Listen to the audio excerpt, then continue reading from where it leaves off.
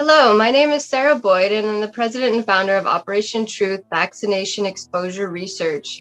Today, we have a personal patient interview with Carrie Sakamoto. She is a civilian out of Canada, and she has reached out to Operation Truth to share her story.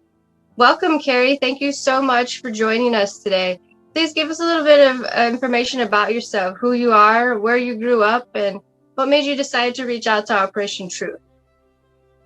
So I'm from Alberta, Canada, and I'm 46. I've been married to my husband, Sean, for 15 years now. We have 3 children together, 3 boys.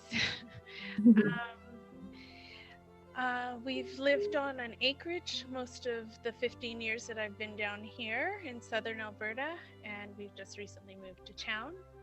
Just makes more sense with my condition. I wasn't able to drive, so it gave us the kids more independence. So I grew up in a small town, and now I live in a small town again. So your town is more rural then? Is there a lot of medical facilities? Is that what you're saying? Is that why you moved into your small town area? There is a hospital. There's not a lot of medical facilities here. In the next city over there are. So I'm about 2.5 hours away. All right.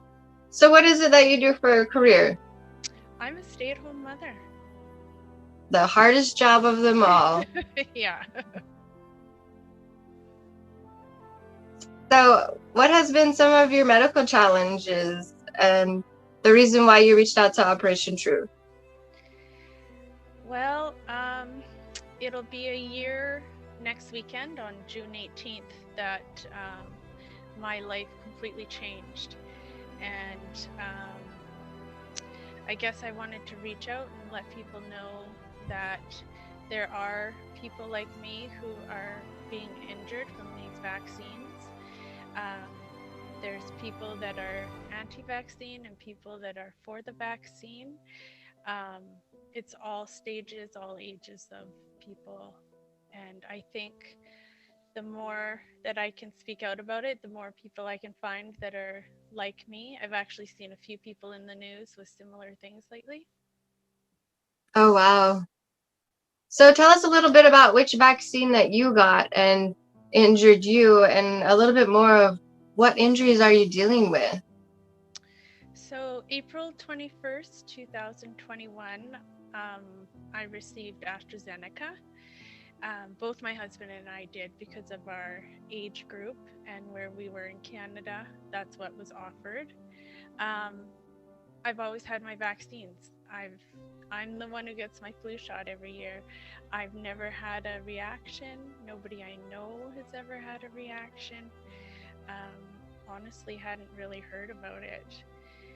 June 18th was when everything changed.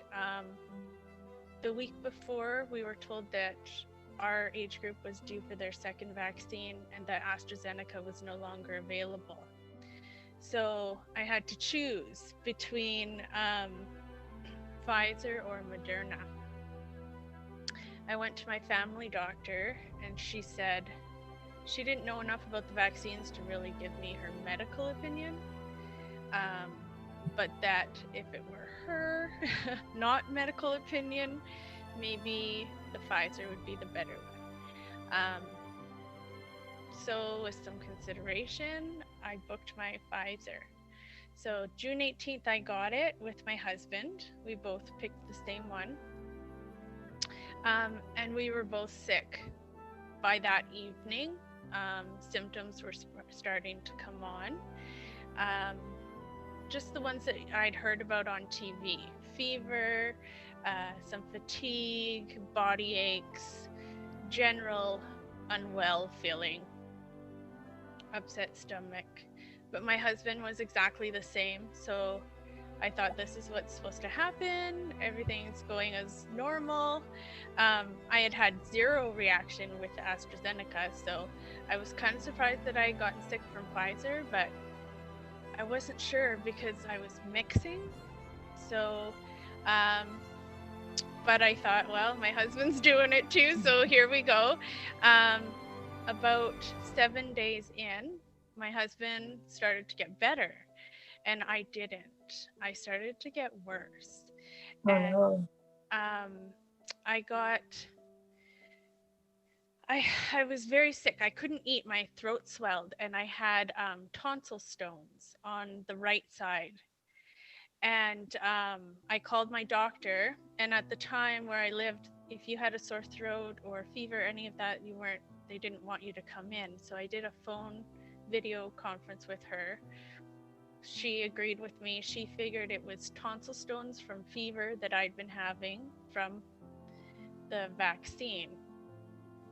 She prescribed some antibiotics for me, and she said if I didn't see improvement in 3 days to come back. 3 days later, I was in emergency. Oh, wow. Yeah. I have to I need to take notes. My short-term memory. That's fine. I'm doing the same. Okay. So, on the 30th, I went to the hospital. My husband took me. By then, I had taken 3 days of antibiotics, and I started vomiting. And I was vomiting a lot. And because I hadn't been eating, I had started losing weight at this point quite quickly. I'm only 5'4". At that time, I was 100 pounds, so a very small person. Wow. I had lost a lot of weight very quickly. I went to the hospital, and they thought, I think, I have to check with my mother because of this part I don't really remember. They thought I had maybe tonsillitis, and they sent me home from emergency. They had given me Gravol and things like that, some pain medication, and I actually started to feel a little better. They gave me some IV fluids, and I thought, okay, here, I'm gonna feel better. They sent me home later in the evening. They said if anything changed to come back, but they thought they had everything under control.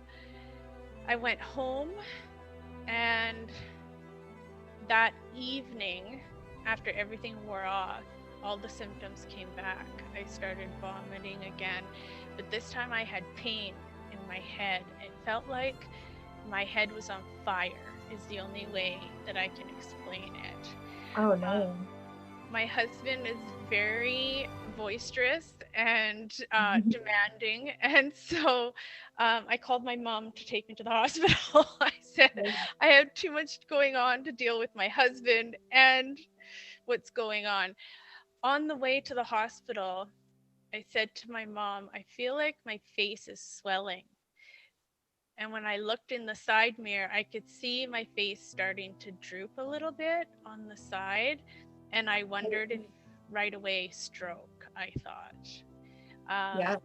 I got to emerge. I sat there for 3 hours before finally getting in to see a doctor. And while I was in there, the Bell's palsy set in, and my face completely dropped. They also wondered if I was having a stroke. So I had MRI done, and then they wondered if it was meningitis because of the burning feeling in my head. Mm-hmm. Maybe I had meningitis and that was causing it. So they did a spinal tap, and that came back okay. So then they started doing CAT scans and MRIs, and could see that I had swelling of the meningeal lining in my head. And while I was in hospital, the Bell's palsy set in, and so they started doing all kinds of tests. They did a spinal tap to check for meningitis. They did MRIs, and everything was coming back that I had swelling of the meningeal lining in my head. Now they were trying to figure out why. I couldn't hear very well, and then I couldn't swallow. So it went right down, and it actually covered my entire mouth and down just like this. So I couldn't swallow anymore. They admitted me into the hospital at this point, and started giving me everything I needed, which eventually included a feeding tube because I couldn't swallow, and was learning how to talk with the paralysis. Oh, wow. So how long ago was that episode? How long did it last? It seems. The paralysis? Yeah, have you regained any of that back? I still have the paralysis. It's not as bad in the top part of my eye, so I'm able to blink somewhat, but I have to wipe it all the time. It's not closing all the way, so I have to patch my eye. I actually have synkinesis now. The nerves have grown back the wrong way, and so they're connected to my eye, so when I smile, my eye will close. I'm so sorry. I still have a lot of problems from it. And how long ago did you say that you went to the hospital for that? It'll be a year next weekend, June 18th. Oh, wow. Yeah. So what therapies have they tried for the Bell's palsy at all?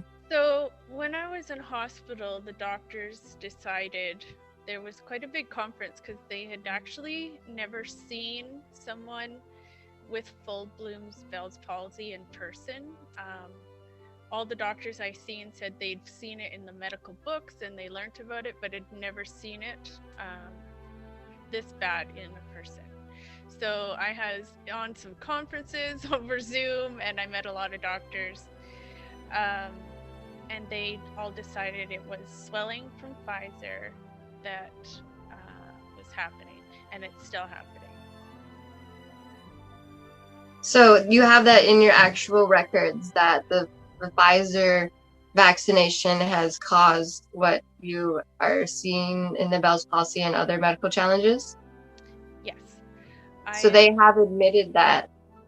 Well, I am currently, I have a case manager, and in Canada we have what they're calling the Vaccine Injury Program, and they are compensating people who've been injured severely. That's great. So I'm a part of this. I've spoken to all of my doctors, my family doctor, the doctor who treated me while I was in hospital, neurologist, and ophthalmologist. They have all said that this is what it is, and so I'm just waiting on the final ruling. I should hear in the next few weeks, hopefully.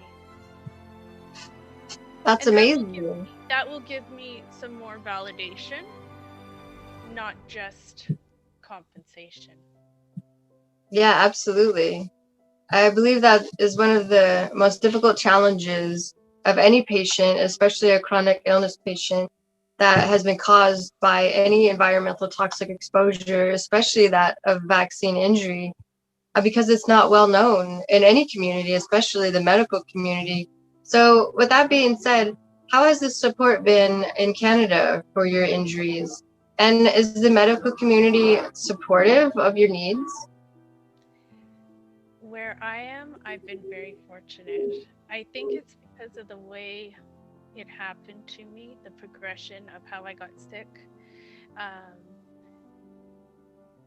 The doctors were the ones who told me that this is what was happening and why. So I have really good support here. I haven't been able to work or do anything for a year now. So I am hoping that I will get some financial compensation, but if I don't, I don't. I have to live this way anyway. My doctors, when I ask if I'm gonna get any better, they've all said anything after a year is usually permanent. Oh, wow. Well, miracles in medicine happen every day, and who knows what the future holds for yourself or any one of our vaccine injured patient communities.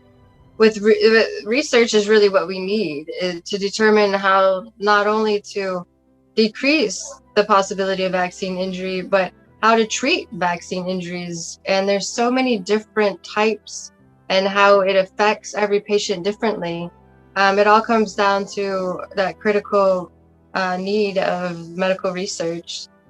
So what other type of support have you been able to achieve, and has it been helping through these last year of struggles that you're now dealing with? For example, is your family supportive, and do you have a community outreach in your local community that you are in your online community that you feel is a great support network? So my family has been incredible. I'm very fortunate. I live in a place where there's universal health care. I'm able to have every test needed without much hesitation. Um, I am a part of, it's called the CARS program, which is a intensive physiotherapy program for facial paralysis. So Oh. I am a part of that. I meet with the lady twice a month over Zoom, and that's been going really well. Um, Everybody I know understands what's happened to me because they watched it happen. Um, and with that being said, everyone I know after I got the vaccine didn't get another one. Didn't get what? Another vaccine. Yeah. No one's gotten a booster or any of that I know. That's interesting that you bring that up, because I was going to ask you that question. Was it the booster shot that you got that was Pfizer, or was it the initial Pfizer? My initial vaccine was AstraZeneca, and then 8 weeks later was followed up with Pfizer. So was that a booster that they gave you then, or was it the No, first series? It was a part of the first initial vaccine. Have they given you any other information that could possibly help other vaccine injured patients, or do you have any advice to give fellow vaccine injured patients? Any information or support that if they're reaching out and trying to find out what's going on with them? It's hard because I'm at that point right now. I'm still in recovery, so it's hard to talk about. Online, people can be vicious. In my inner circle, there's a lot of peace. People understand what's going on. Advice, I don't know. Everybody's got to make their individual decision whether this is right for them or not. I thought this was the right decision for me, but for some reason, my body said, no way. Well, that's so true. And with any choice that you make, especially with your healthcare, it is your choice and your choice alone, and no one should force any medical choice upon you. And you really need to conduct that necessary research to make an informed decision about these certain medical challenges and choices, because who knows what the future holds for anyone, and they could end up just like one of us in any instance. So knowing that information and having that knowledge is critical, which is why Operation Truth was formed, so that we could bring that awareness to the public and the medical community and to our U.S. Congress, so that we can gain that funding for that critical vaccine injury research. We have been able to find a research organization out of California that has the ability to determine who's more susceptible to vaccine injury based on their blood type. So what our hypothesis is that based on the adjuvants that have been placed in some vaccinations, have an adverse effect on different individuals based on a protein in their blood. And so we are hoping to find that protein with this first string of research. And then continued research will be able to determine that service connection piece for our military veterans and for our civilian populace as well. Because the data that we will gain from that research, we'll be able to determine what these vaccine injuries are causing throughout these different bodies. And so what we're seeing are a lot of patterns of autoimmune and neurological components, much like your Bell's palsy unfortunate medical challenge as a result of your vaccine injury. Are you seeing any other signs of possible autoimmune deficiency or other neurological components? I do have, it's all within my head, like from the neck up. I still have the swelling, so I'm having different things happening in my head. Just my vision is off. I'm on a lot of medications, so I am seeing neurological things. As far as autoimmune diseases, nothing yet.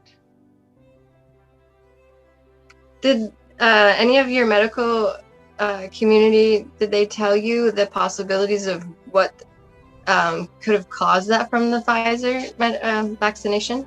The swelling. They believe that it caused swelling in the meningeal lining in my brain, which is similar to the myocarditis, which is happening around the heart, but it went to my head for some reason.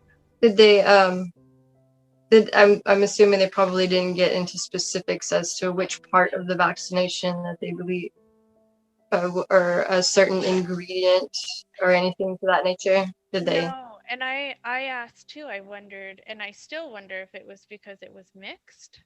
There's not many people that have the mix of the vaccine. Yeah. So was it that? I don't know. There are a lot of questions that I don't have any answers for, which is great what you guys are doing. Hopefully some people can get answers. From the research that our team has done and other teams have done that we are correlating with and collaborating with, we have found that although the COVID vaccine does not have a so-called adjuvant placed around the cellular mRNA DNA that needs to implant itself into our cells, in order for it to penetrate that cellular wall, it has to have a carrier. And so although it's not an adjuvant carrier, it is a form of that same type of a substance that allows it to go and penetrate all forms of cellular walls in some individuals. And so that, again, our hypothesis is that as a result of the mRNA vaccine being covered with this, it's a fat, a certain word for it that has slipped my mind, but it's the same similar structure to what we've seen in the squalene adjuvant, because it is an oil, and with that form of molecular structure, it can penetrate into the semi-permeable wall of our cells.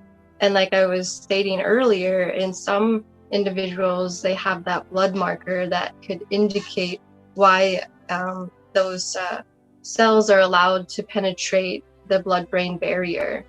And so we have found in previous research that Go4 illness veterans, also known as chronic multi-symptom illness, have had anthrax in their brains.